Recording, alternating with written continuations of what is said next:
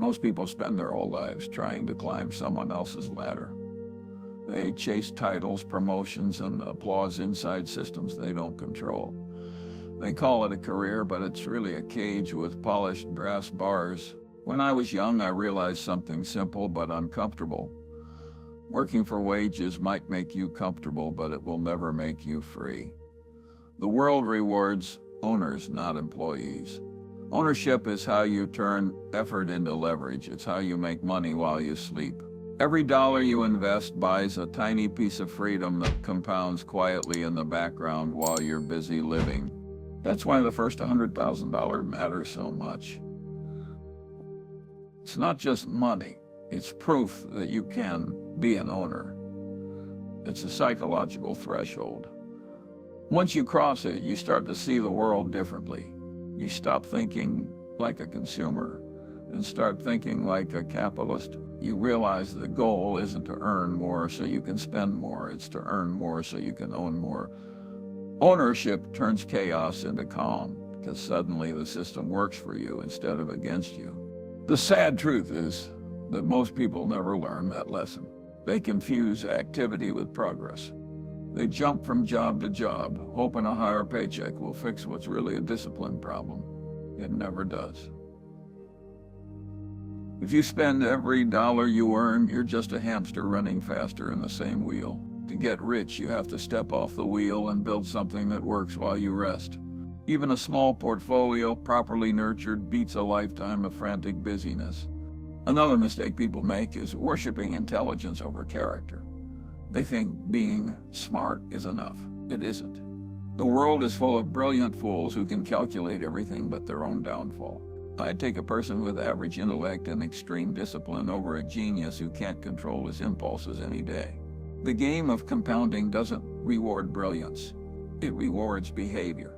The right temperament beats IQ 9 times out of 10. Temperament means you can stay rational when everyone else is losing their mind. It means you can watch markets fall and still sleep well. It means you can hold cash when others mock you for being cautious. You can invest when others are terrified. That emotional balance, that ability to do nothing when nothing needs to be done, is the closest thing to a superpower in finance. Buffett and I built Berkshire on that principle. We didn't move fast. We didn't chase trends. We just avoided stupidity. That alone was enough. If you're serious about wealth, stop chasing excitement. Excitement is the language of gamblers. Boredom is the language of investors. If your strategy feels thrilling, it's probably dangerous. Real wealth feels dull because it's built slowly, in silence, through decisions so small they barely register day to day. People hate that. They want fireworks. They want drama. But compounding hates drama. It demands quiet, patience, and consistency. You'll notice the older you get, the less you care about being right, and the more you care about avoiding disaster. That's wisdom. Survival is underrated. Getting rich is mostly about staying alive long enough for the math to work. Avoid debt you can't handle. Avoid people who drain your energy. Avoid habits that steal your focus. The goal is not maximum return, it's maximum endurance. When I talk to young people, they ask me what to invest in. I tell them, invest in yourself first. Learn to think. Learn to write. Learn to build judgment.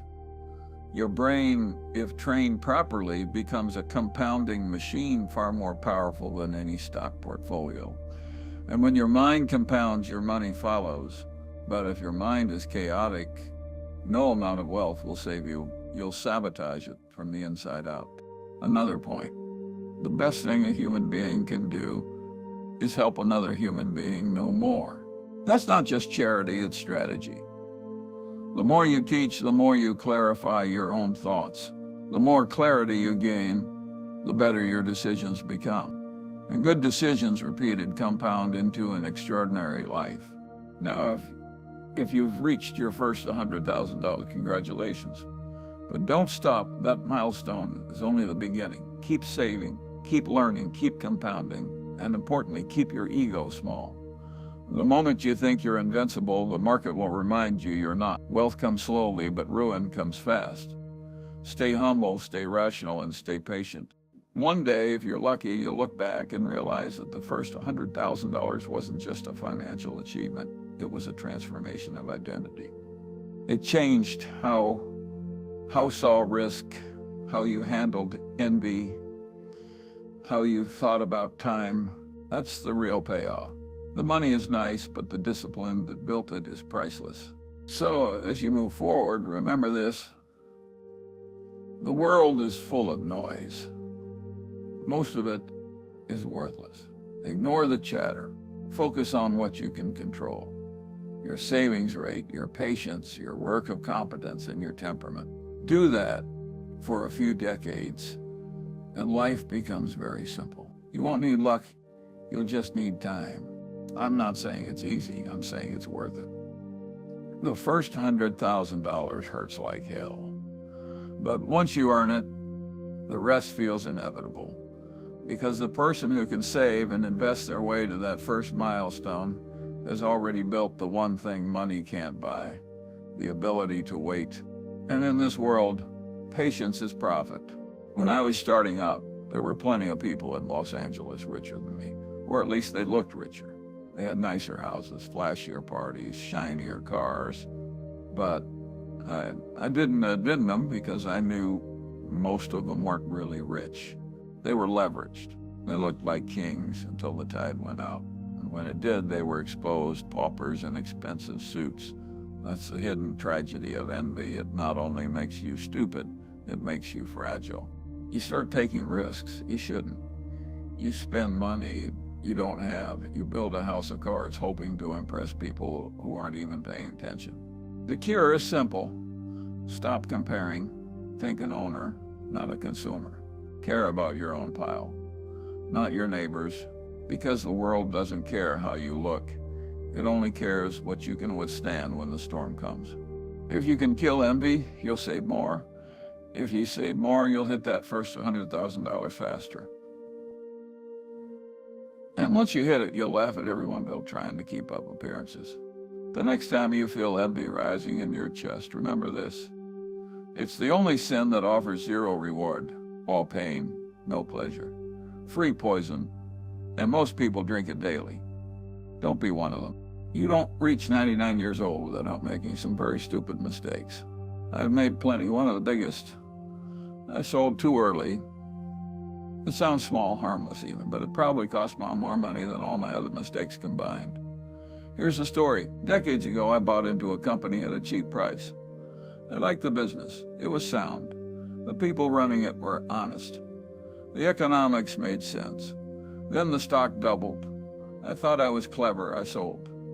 I patted myself on the back, and then I watched that same company multiply tenfold, maybe 20-fold. I don't even calculate it anymore. It hurts too much. That little act of impatience, that urge to look smart by taking profits, cost me a fortune. Most people think the hard part of investing is buying. It isn't. The hard part is sitting while nothing happens. Sitting while everyone else jumps in and out, bragging about their trades. Sitting while the world screams at you to do something. Buffett always says his favorite holding period is forever. That's not poetry. It's rationality. If you find something truly great, why sell it just because it's gone up? Selling a wonderful business too early is like selling a winning horse halfway through the race. You lock in a little gain, but forfeit the real prize. I learned that lesson the hard way. It scarred me, and it made me much slower to sell ever since. The irony is that the biggest investing mistakes people make are symmetrical. They either hold garbage too long or they sell greatness too soon. Both come from the same disease, impatience. When I look back, I don't regret missing the wild speculations or the fads I didn't understand. What I regret are the moments I owned something good and couldn't sit still. If you're lucky enough to find a wonderful business, don't be in a hurry to part with it. Those are rare. Compounding needs time more than anything else. The same impatience that cost me millions has made others poor. The average investor buys at the top, sells at the bottom, and repeats until broke.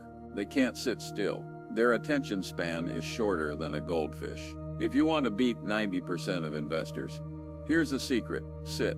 Sit on your savings. Sit on your investments. Sit on your hands. Do nothing most of the time.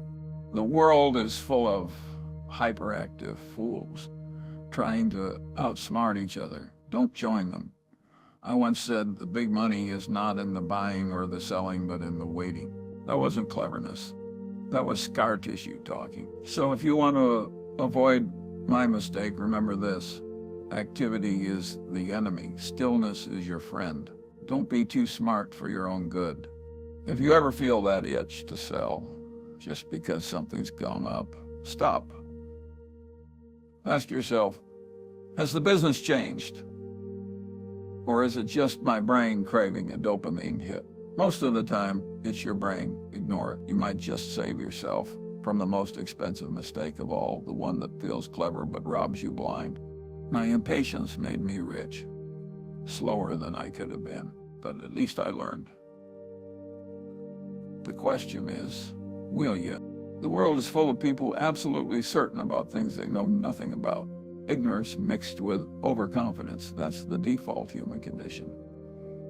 I've seen people go broke, not because they were dumb, but because they were too confident in lousy opinions. They couldn't say 3 simple words. I don't know. When I was young, I thought smart people had answers. As I got older, I realized the truly smart ones were the people who admitted ignorance quickly. The faster you can say, I don't know, the richer and wiser you'll probably become. Take investing. The average person reads a headline about oil or tech or interest rates and suddenly becomes an expert. They rush into trades with conviction they haven't earned, and when it blows up, they act surprised.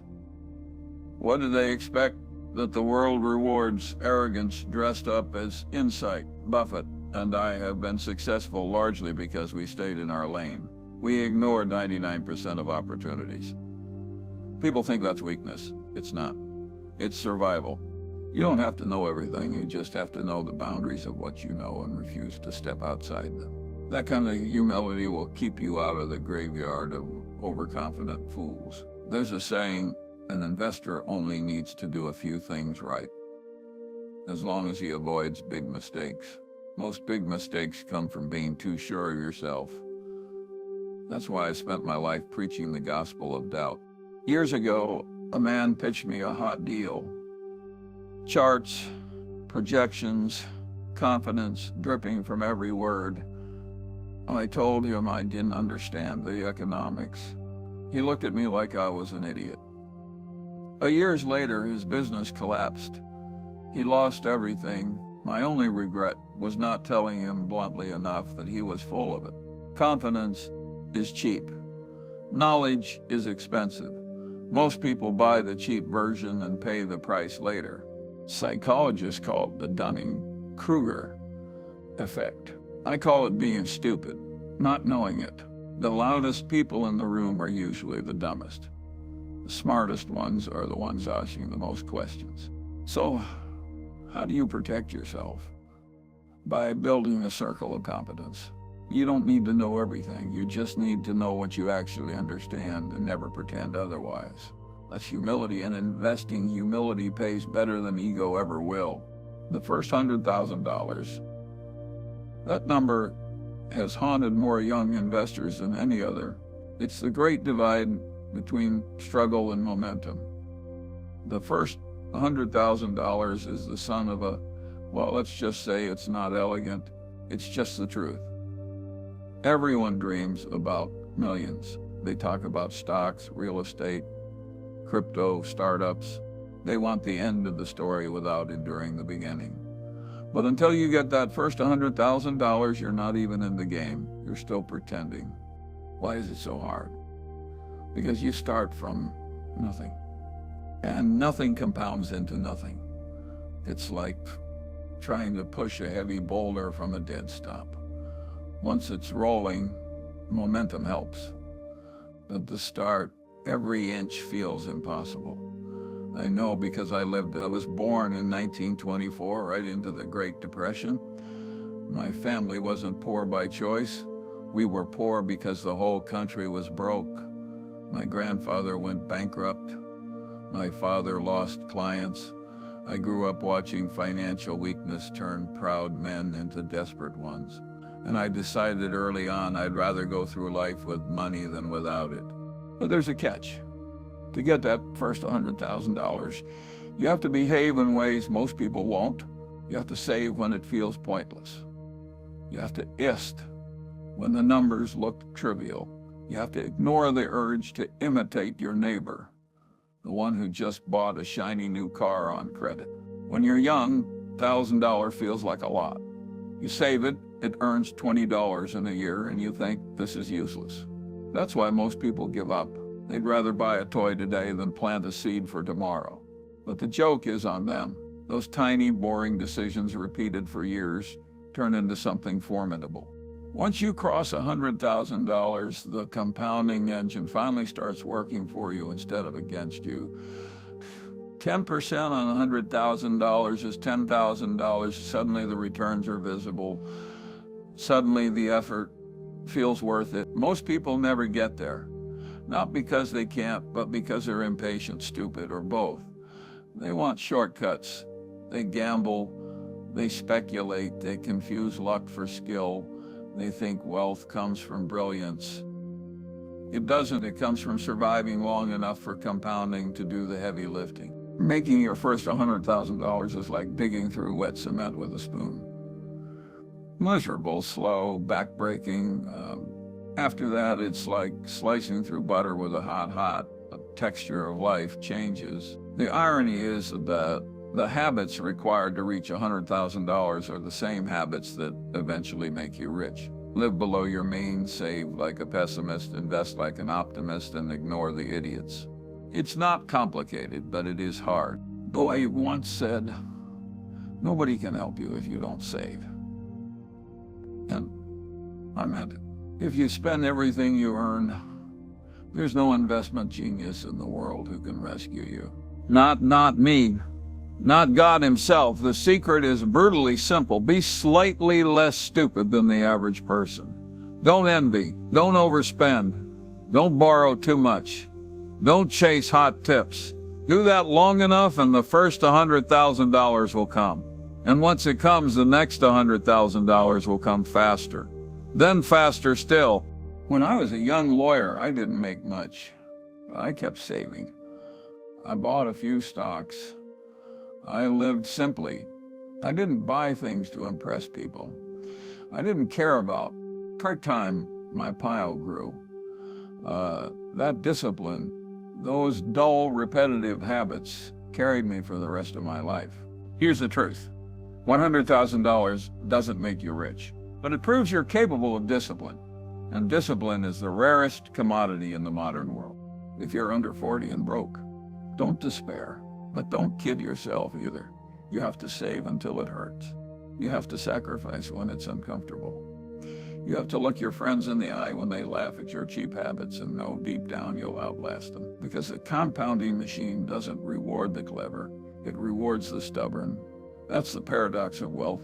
The beginning is unbearable. The middle is tolerable. The end is inevitable. The first $100,000 is hell, but if you get through it, you'll wonder why everyone else is still stuck at zero. So the question is simple. Are you willing to suffer now so you don't suffer later? Most people aren't. They want comfort today, even if it means poverty tomorrow. They want applause, not results. But comfort is a liar and applause is worthless. The path to freedom is paved with delayed gratification. Every dollar you save is a vote for your future self. Every indulgence you skip is compound interest in disguise. If you want to guarantee your own misery, start comparing yourself to other people. That's envy, the dumbest sin of them all. Why? Because it's the only one where you get nothing out of it. Gluttony gives you a meal. Lust gives you pleasure. Greed might even make you richer. But envy just makes you miserable because someone else has more. It's like lighting yourself on fire to spite your neighbor. When I was young, I watched envy destroy lives. A brilliant lawyer I knew worked harder than anyone, couldn't stand that others were getting richer faster. Instead of sticking to his practice, he chased every hot deal, every stock craze. He wasn't trying to make money, he was trying to beat the guy next to him. He lost his shirt. That's how envy works. It blinds you. It makes you chase things you don't even want, just because someone else has them. It drags you into games where you have no edge, and eventually it makes you broke. Buffett and I never wasted time on envy. We admired some, learned from others, but envy never. What would be the point? If someone's got a yacht bigger than mine, good for him. I don't even want the damn yacht. Here's the irony. The more you compare, the less you save. Envy drives consumption. Your neighbor gets a new car. Suddenly your old one feels inadequate. Your friend travels to Europe. Suddenly you feel like you deserve it too. And there goes your savings rate torched by vanity. People ask me all the time how to get rich. I tell them the same thing. Stop trying to look rich. Stop trying to impress idiots. The world is full of fools spending money they don't have show off to people they don't even like. Don't join them. The math is simple. If you save $10,000 a year for 10 years, you'll have a pile that compounds. If you waste $10,000 a year pretending to be rich, you'll have nothing but memories and debt. Which one do you want?